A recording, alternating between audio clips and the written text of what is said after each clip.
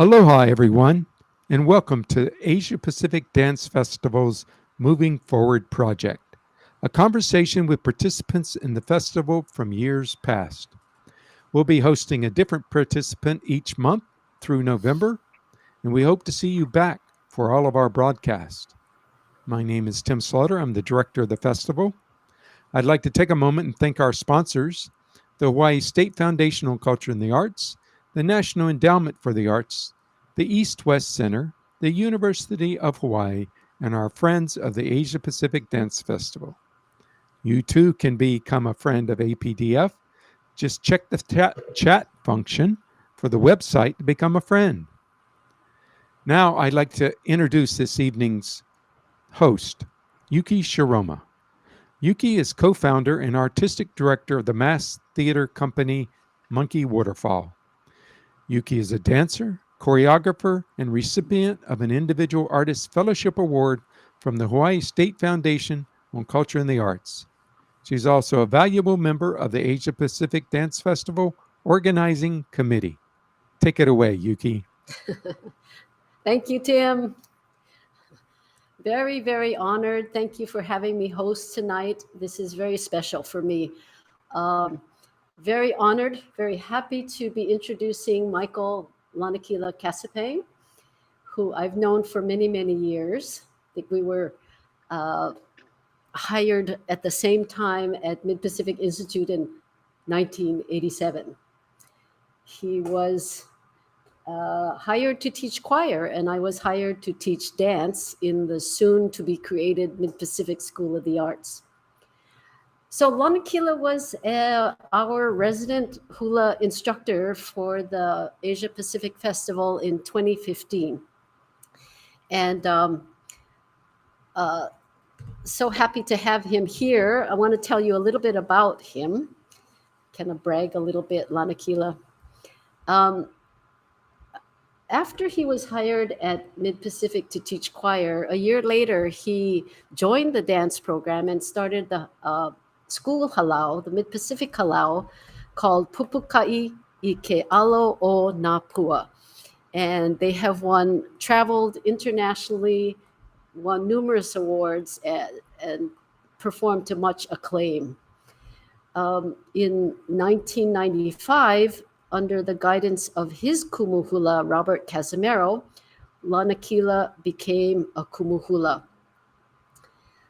With his fellow kumu hula, Carl Vito Baker, they started Hālau I Ka Wēkiu and a music group called Kums. In addition to many previous awards, two of the Merry Monarch performances really stand out because they won the overall title for the Merry Monarch Festival in 2007 and 2012. They won the overall title. So we are so honored to have him join us tonight and to hear not only what he did with us at the festival in 2015, but also maybe he can share some exciting things that he's doing now. Lanakila, welcome. Aloha, everyone. Aloha kako. Hi, Yuki. We go way, way back, and we haven't seen each other for a very long time. So we've been able to catch up on everything we've both been doing. And so it's wonderful for me to be here and talk about our participation in the Asia Pacific Dance Festival, but also to be talking with you, Yuki, and everyone out there. Thank you for joining us. Yes. Yes. So going back to the festival, Lanakila, what you teach in very diverse situations, and I've seen you just adapt so easily to any population of students, whether they be local students or hula students or dance students or foreign students who don't even speak English. So I am so excited about hearing what you thought about the festival. Well, it was interesting because, and I can't believe that it was 6 years ago. And part of the festival is bringing dancers from around the world, some local, wanting to explore. In this case, there was a course as part of the festival called Dance and World Cultures. So hula was representative of that. And I think, as Yuki said, I teach at Mid-Pacific, and we mostly have kids that are here from Hawaii, most of them with no dance background. There's some that have other types of dance background, but at this festival, we have those students that joined us were steeply danced in, whether it be ballet or contemporary dance, other forms of dance. And the challenge, which I always like a challenge, the challenge was to try to ask them to take those body postures and the way that they danced and kind of put that on the side, because every dance form has their own way that they move and actually use the body. And so, it was a challenge to get them to try to put that on the side and get into the foundation of hula and how I was taught by my kumu, Robert Uluvehi Casimiro. I think, when it comes to dance, it's universal. The expression of dance is universal, and it doesn't matter where you come from.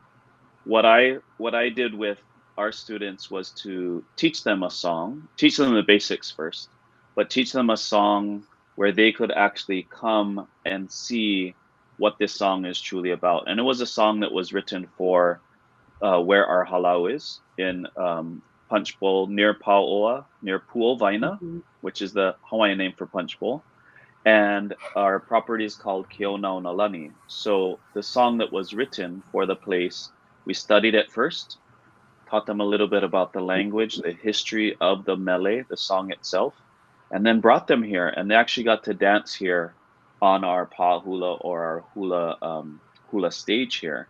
So trying to give them that full experience, and not just, here's a song, I can't take you there, but just, really involving them in that land-based that is important to the art of hula.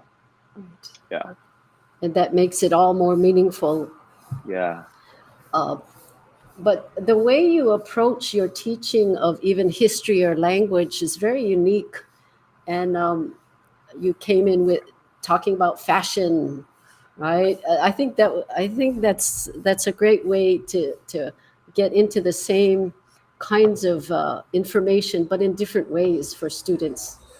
That's part of my that was probably the height of Project Runway. And because as a kumu hula, you have to design your costumes, but that's something that intrigues me, is that, and one thing that we shared in one of our workshops is how Hawaiian history has shaped what hula costumes and the evolving of that. And later on, I'll talk about a piece that you folks are going to see later, that the costume has to reflect what the essence of that piece is. So there was we did a unit on the fashion of hula, and taking it through different time periods and showing how different hula would be represented in this type of costume, based on what was happening at that time, or where that song was from. Yeah. And can we see one of the pieces, as we're talking about? It was actually one of my favorite pieces that you choreographed when I was still at Mid-Pacific. And the costumes, you always did such wonderful costume designs for the students. This one was incredible. This one was really, so maybe you can talk about how you came to this idea for costumes. Maybe we should see the piece first. Yeah, let's see it first. That'll help me refresh my memory. So describe what we're going to see. Well, we're going to see I'iwi. It's called I'iwi Leo Kolonahe. And this was around 2003, I believe. And the artist is Kaumaka'iwa Kanakaole. And this was Kaumaka'iwa's debut. And it is the music that always moves me first, that wants me to choreograph something and to create. And so I don't want to give away too much, but it speaks of the I'iwi leo kolonahe, the I'iwi, which is a native Hawaiian bird, and its sweet voice. And the lehua that is placed on high in the mist becomes this, is attracting, is attractive to this I'iwi. You'll hear different language, you'll hear music, and so maybe let's just show it and we can talk about it after. Let's watch this.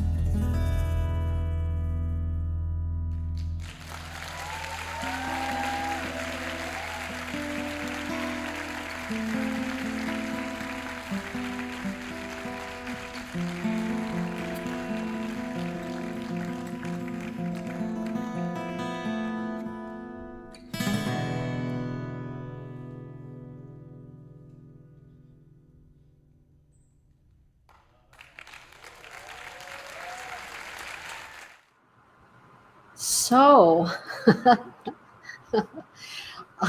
talk about the costumes there. That You know, what I wanted to highlight were really not just the colors of the lehua or the iiwi, but more the native Hawaiian bird colors. You know, there's that green, there's red, there's yellow.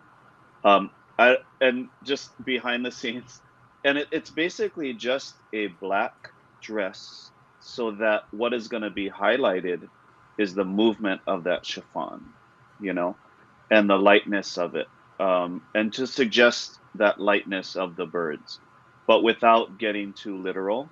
Um, and the black dress really was just the backdrop so that this could pop, you know, so that color could pop. Um, and if you notice, that was a large cast, and I didn't know how yes, big that cast was, but this is the backstory. So the original chiffons were that three colored, but when the fabric store runs out of it, you just have to. Some of them were solid red, right? So that's why you saw that. But Michael would do that all the time. He would not always match everything. You know, if there was one or two that had a different colored shirt, it's just to throw it off. You know, just to give that little pop of something different. right. So I'm a product of my kumu definitely when it comes to staging and costuming, to keep the eye moving. Like, you don't know where you want to look. There's that slow part in there that I really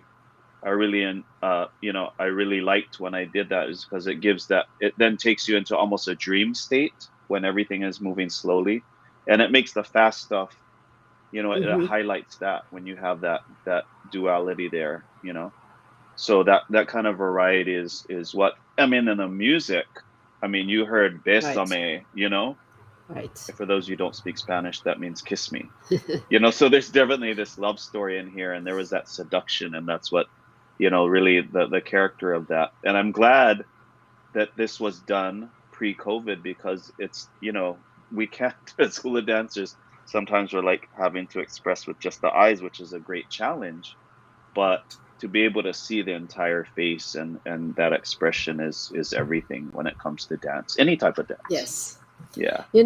At Mid Pacific, in our annual concerts, we shared the stage many times, Hmm. and comments from the parents and other audience members and uh, dancers were that how how does how does Lanakila choreograph to make these seamless transitions and these groupings, and where the different facings and stillness and changing of tempo, and that's a very unique and very modern uh, Mm. kind of, where does this come from, and what's your inspiration Uh, for you know, that, because I it's beautiful. I don't know if I think it's osmosis.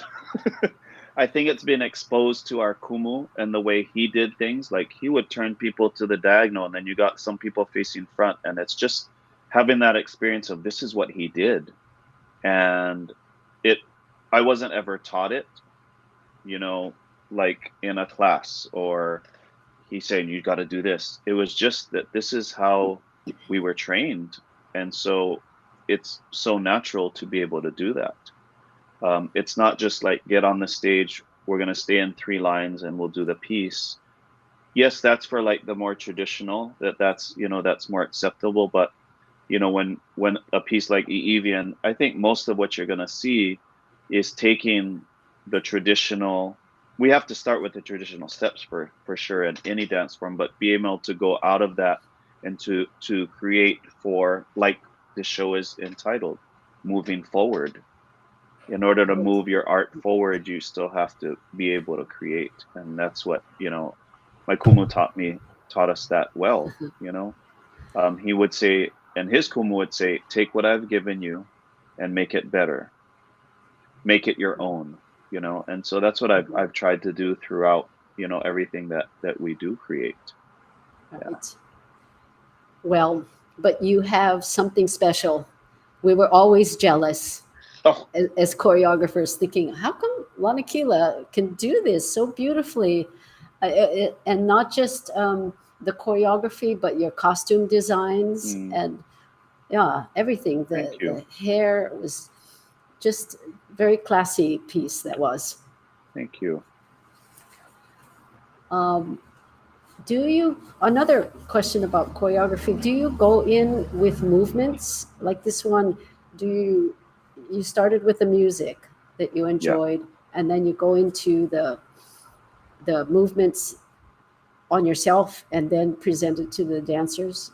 Yeah, I normally, like, if there's a piece of music that moves me or there's the poetry that moves me, I basically, because I'm a hit and miss choreographer, like what I do is I'll take my computer.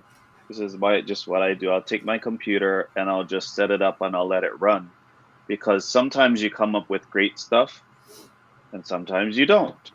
And I can't always remember what I did that was good. What did I just do?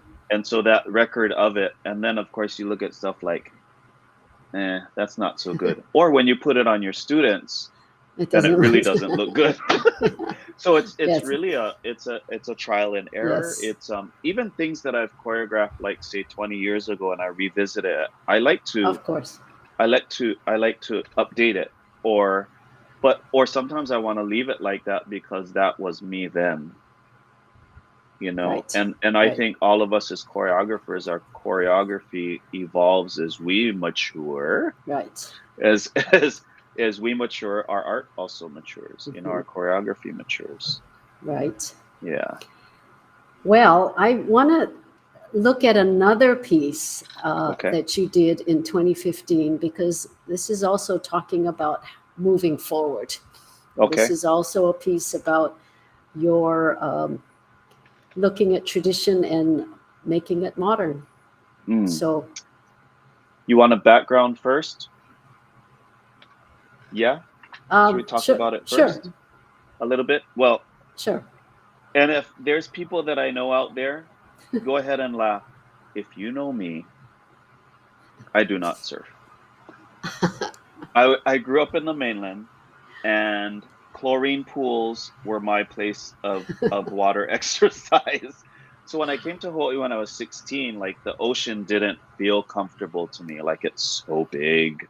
It's not like, you know, and so surfing was not anything I ever tried. This song has to do with that. Not me having a surfing lesson, but it talks about one of our students in our Hālau didn't know how to surf. And his hula brother says, hey, let's go surfing. I'll teach you how. And that's how this song came about. And it goes through all the steps of learning how to paddle, how to prepare your board, going into pule before, you know, bless yourself before you go in the water, sitting on the board, watching the waves, being able to stand up. So that's what you're going to see. So this was from 2004 Merry Monarch. And Yuki and I were talking earlier, and she remembers this because it really was pushing the envelope of hula. And there was quite a controversy about, I don't know if there's quite a controversy, but people were talking about it. Yes. You know, is this hula? You know, but of course, I mean, it's a Hawaiian song. When it comes to awana, which is the more modern version where we have, you know, guitar, piano, ukulele, voice rather than the ipu or the pahu, then that's called awana, which means to wander, to be able to veer off, you know, away from the traditional. And so it's pretty much open. And we have hula steps in there. It's a little more, is it little more theatrical? Sure. Does it tell the story? I'll let you decide. This is Ha'awina He'enalu, the surfing lesson. Yes.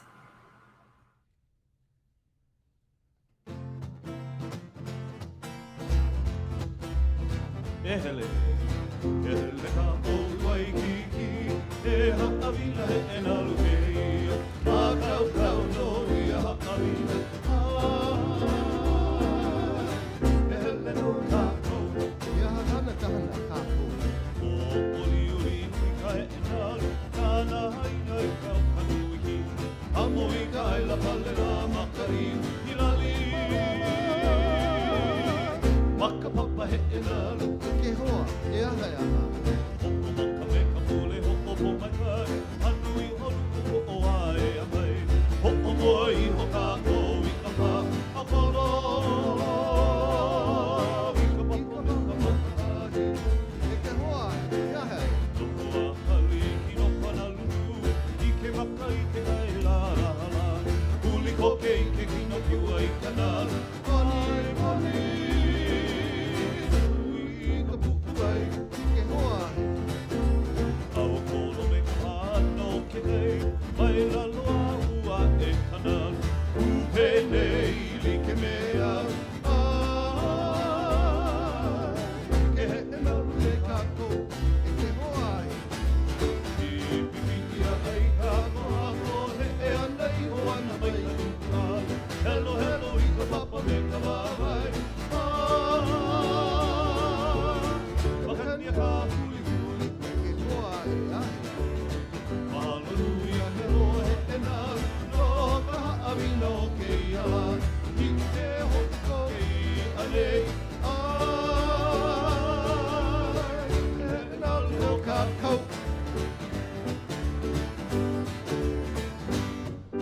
Hey, you like go surfing? Hoi! Gosh. Wow. So, what was controversial about that piece? First of all, I think the costumes probably caught people off guard.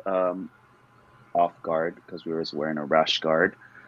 Board shorts, puka shell necklace. I mean, if you've seen any other performance of Mary Monarch, maybe the gentleman might be wearing long pants and aloha shirts and plumeria leis, and it really, I think, might have been the first time that something like that had been seen.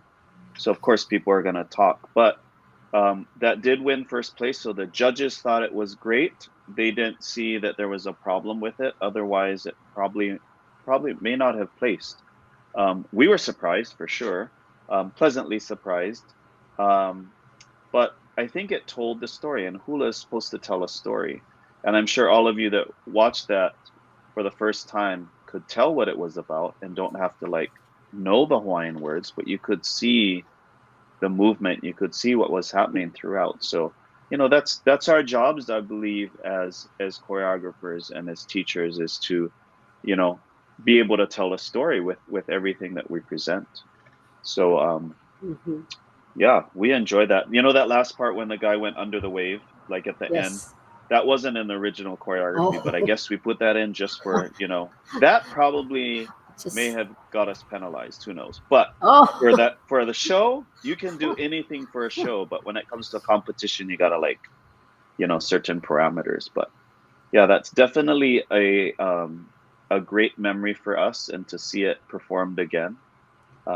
That's But I think I think you probably opened the door for many other halau to experiment like that, and I think it was wonderful, and the judges thought it was worthy of first place. So there, right? oh, Yuki, you should be a judge. I am. Yeah. So this next one, let's watch this next one, which is the last one from the last clip from 2015. Okay. Yeah. This one is just a little backstory. I won't tell too much. It speaks of a story about a woman named Haina Kolo. Haina Kolo is a Hawaiian woman, and she fell in love with a Tahitian man. And she was so in love with him. What did she do? She moved. She moved to Tahiti to live with him, to be with her love. But she was so homesick, and it didn't turn out the way she wanted it to. Does that sound like regular life? Of course. So she swam back. She didn't catch Hawaiian Airlines. It wasn't around that time. She swam back. By the time she came back to Hawaiʻi Island, she was famished. She was tired, as you can imagine. Yes. So she scaled the cliffs of Wēkiu Valley on Hawaiʻi Island looking for something to eat, and she ravaged the ule berries. Thing she forgot to do was give an offering first, to offer, before taking for yourself, you offer to the gods. And she didn't do that. She didn't offer that ho'okupu, the offering. So the kahiko you're going to see is again our, I wouldn't say it's totally traditional, but it's kahiko. There's some theatrical parts in it, and then it's going to go into a more modern piece that uses this ho'okupu motive, this movement within it, to refer back to this story of Haina Kolo. Okay.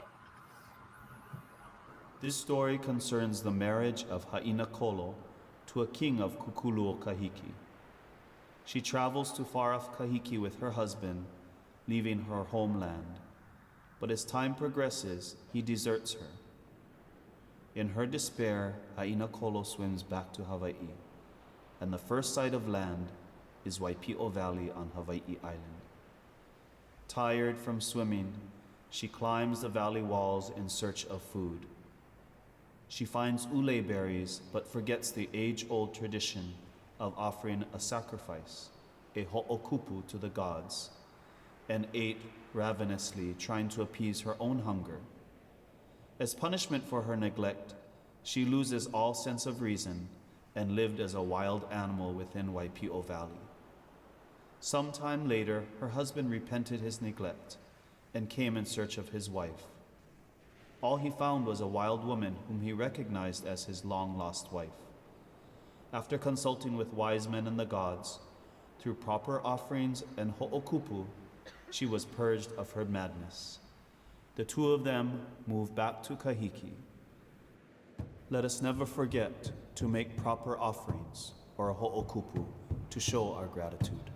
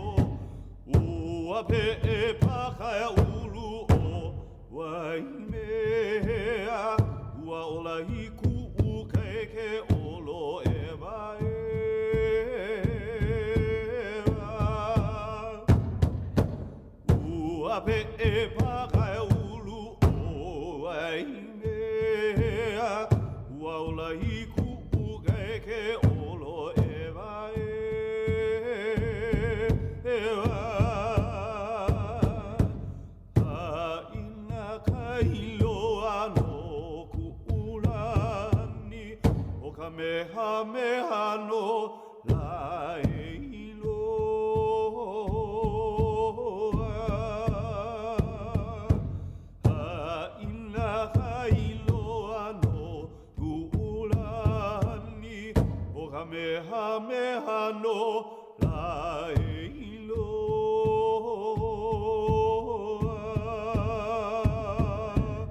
Iolei kukai ke olo eva eva.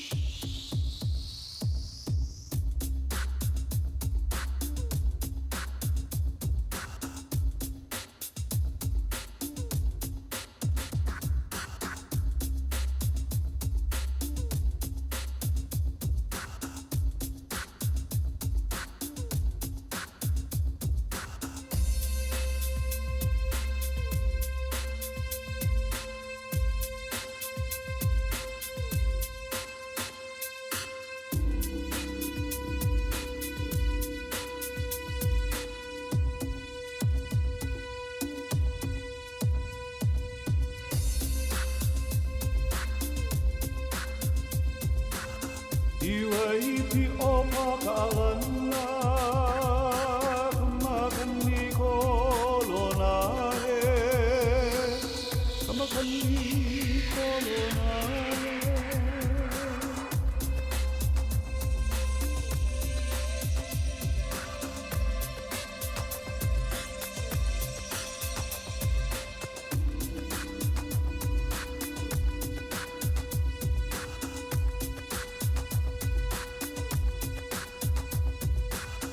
Waipi o pakalana, kapai pai kapu, kapai pai kapu kapu, kapu kapu o iloae.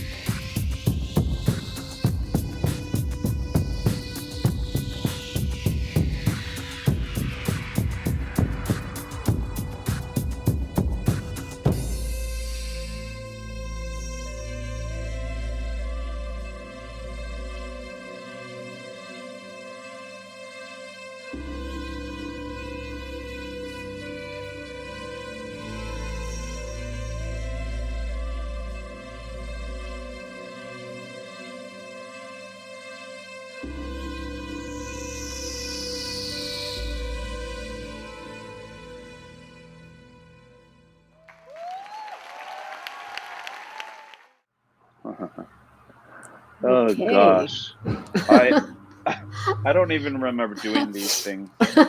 I don't. This is so great that there's videos because I couldn't. Sometimes it's great. I couldn't restage that, but it's good to like see what we were up to back then. But we have two dates for the choreography: 1978 and 2014. Okay, so the What? Waipi Opaka Alana was choreographed by our kumu back in 1978. Mm. There was also the girls' choreo. So the men that came in later, that was our kumu's choreography. The women that started that Kahiko Waipi Opaka Alana was from 1996 when we choreographed this for Kamehameha School's Ho'ike. And then was it 2014? 14, yeah. That's Yes. when that second piece, that modern with the tech, along with chanting in it, was first choreographed 7 years ago. And I need to mention that Patrick Mukuakane worked with me on that piece as well. He lives in San Francisco. He's my hula brother, Right. has a hālau up there, and he happened to be here, and I was like, hey, let's try something together, and that's where that came out of. Right. Yeah. He's very innovative. Major, in a great way, And so, how much of that piece, the choreography, was traditional, and how much of it was new? Because you have a way of, which I always admire. You have a way of blending seamlessly.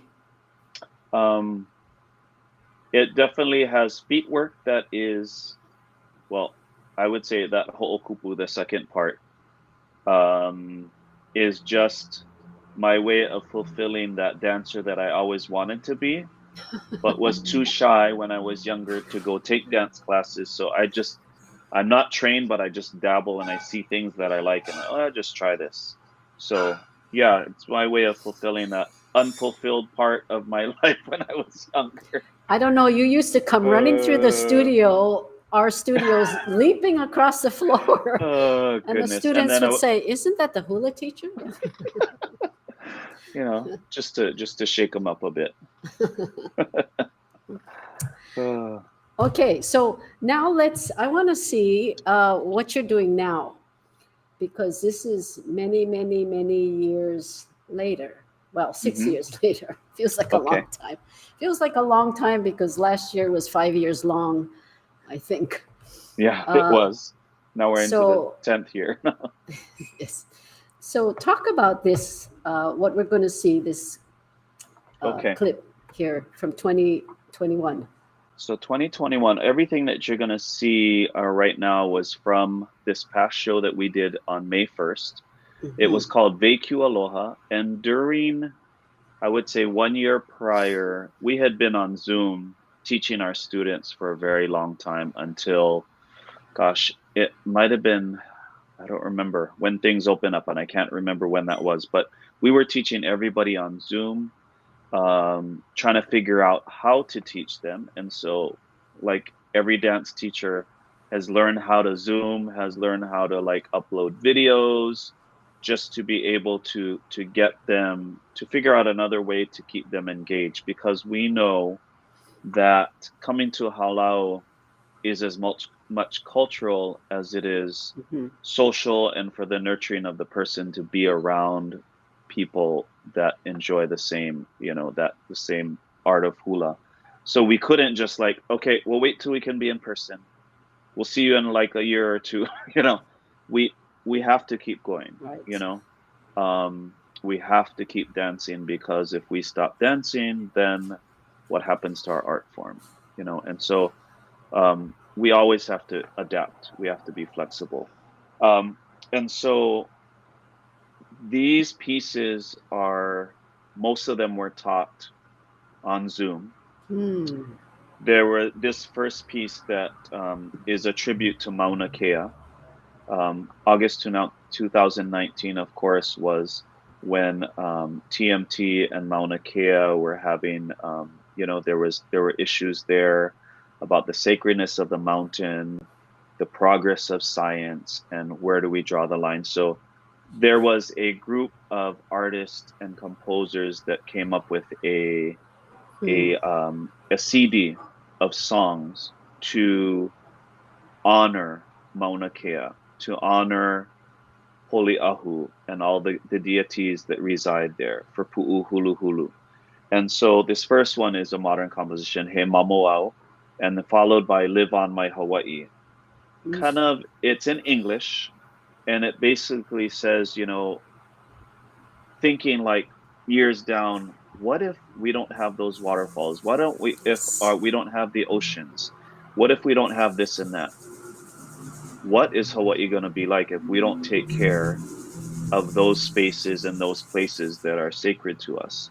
So this was our way of our own commentary on love the land, care for the land.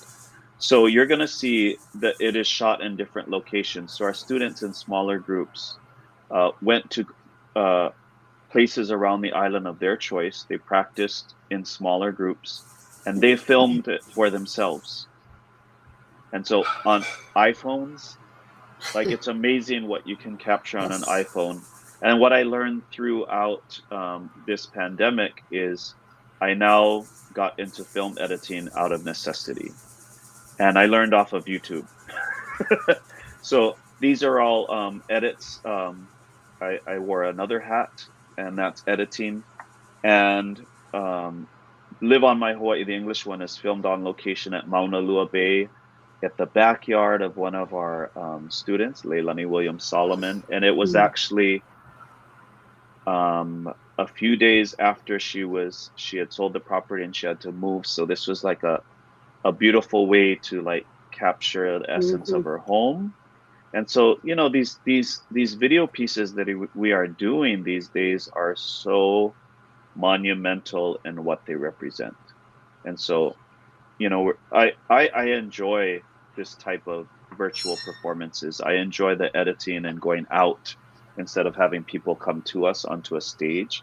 Like I like that part of that it's afforded us. So this is He Mamuau and Live on My Hawaiʻi.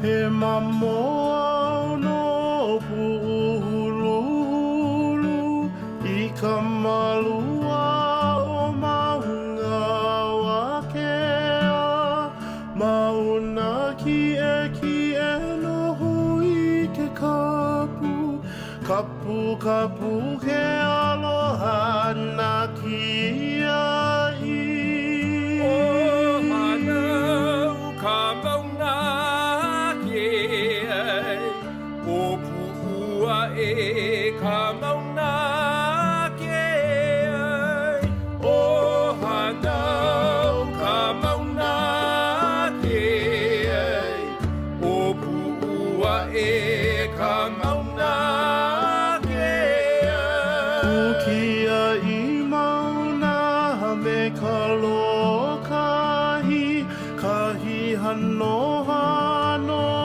ana kupuna Pula mamau ia ka wahine Poli ahu ka wahine I ke kapau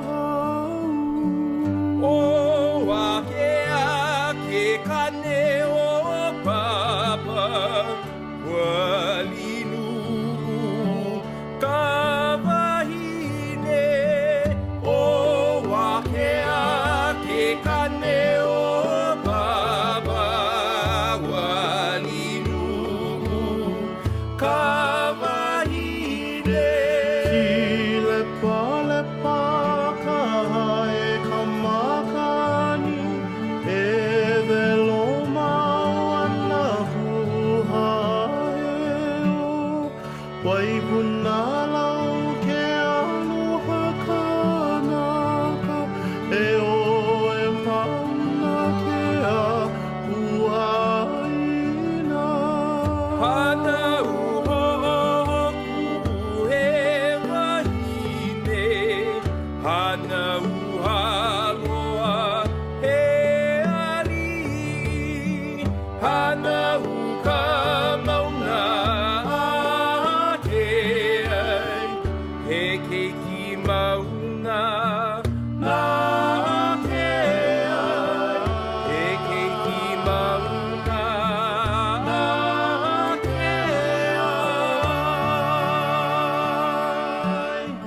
He mamoa no pu'uhululu I ka malua o maunga wakea Mauna ki e noho I ke kapu E o e mauna kea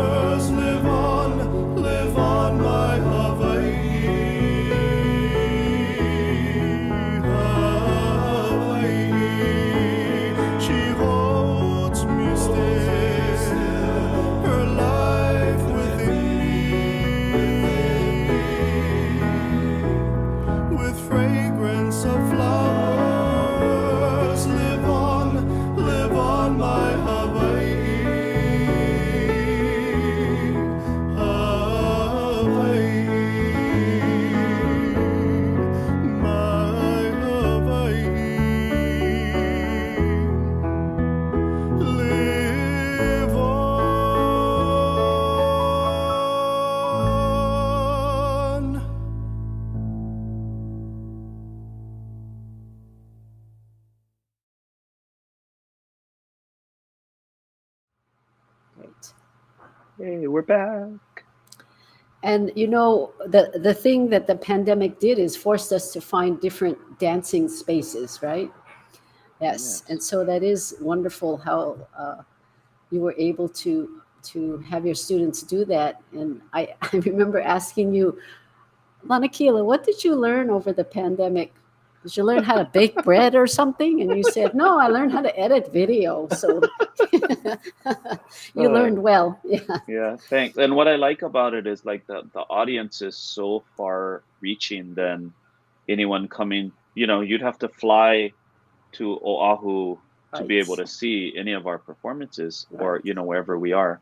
But, we had people in Japan watching, Germany, mainland at all, and so that's one of the great things is that our art can reach so much further. Right, exactly. Yeah. And you can even use your house. Yes. So to film. Segue.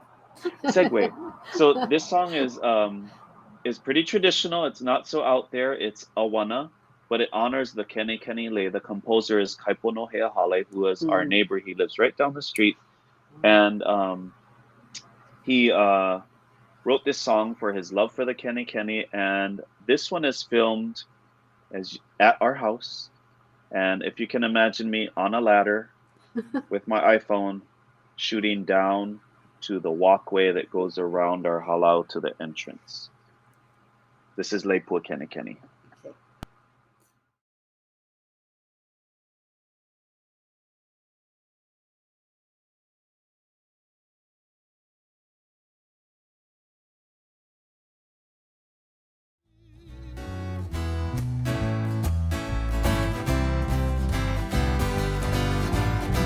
Ia oe ka leipua keni keni ea Ka hua kaulana I ke ona ona Ka ua I ke ala o ke au koe ea Ohi hana I ke ahe kamakali Ilihia ka mana o ke I ke aku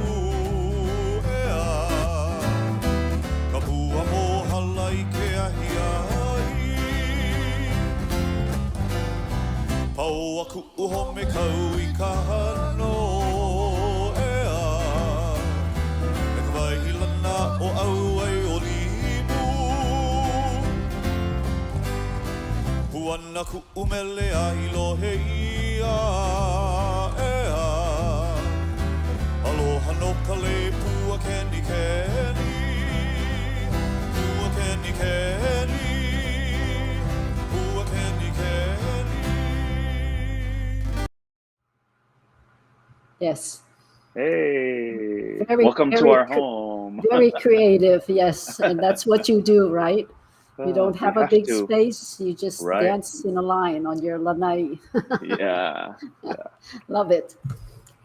And the last one, we should get to that since we're getting close to end here. Okay. This next one is I'll exciting. pronounce it for you. How's that? Okay. Oh, thank you. So this one is called Fakarongo. It's a Maori word from New Zealand, a Maori word that means heed or obey or listen to the call. This group is called Aonua. They use Maori and English, and I believe it's all synthesized music. Again, the music is what has inspired me, like when I heard it. And this is a group of girls from Mid-Pacific. They just graduated, class of 2021, who went half the year virtual and the second half in person for most of them. And this was filmed by Tony Johansson. Thank you, Tony. On our Mid-Pacific football field. And it's another one of our modern hula pieces. But again, as we have said, in order to be able to push to other areas and move forward, how is that? In order to move forward, you have to have a firm base of your feet work, your traditions, and we hope that this focuses in on that. I love New Zealand. I love the Maori people and the way they embrace you. And so anytime I do this, I think about them. So I send this out to all of my whānau in Whakatane, in Auckland and Wellington, and to you all for joining us. And thank you for having me. Yuki, it's been wonderful chatting with you and sharing our love for dance. Yes. Thank you.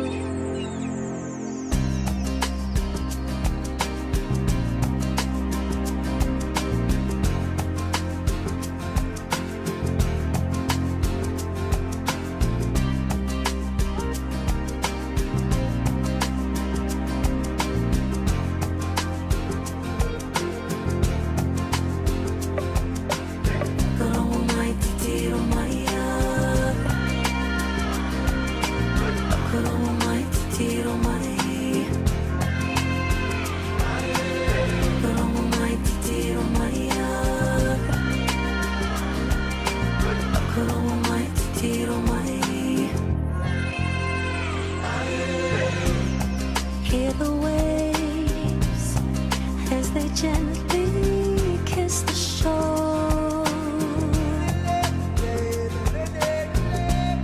Summer breeze as it's blowing fresh and pure.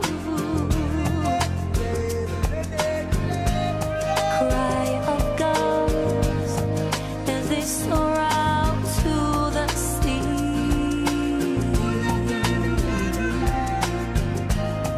Mother Earth, she is calling out to me. Oh my titiro Maria, oh my titiro Maria, oh my titiro Maria, oh my titiro Maria.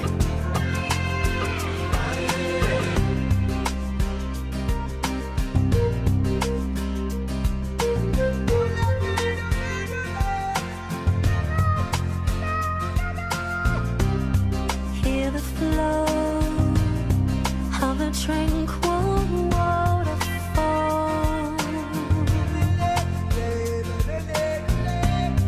Melody of the friendly to his call. Hear the trees as they're swaying far above.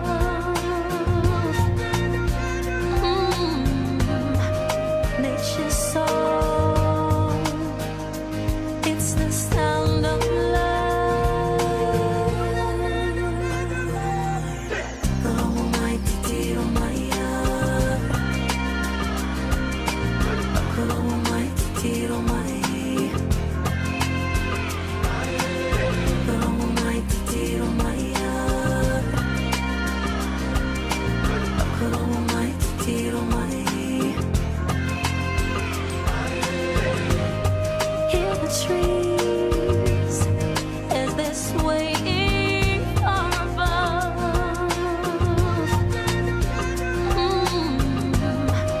Nature's song, it's the sound of love. Oh my titiro Maria,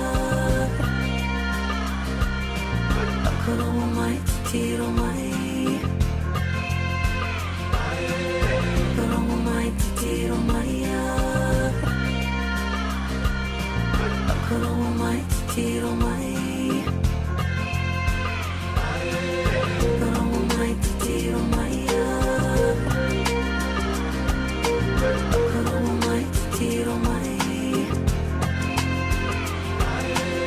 Kolomo mai tiro mai. Kolomo mai tiro mai.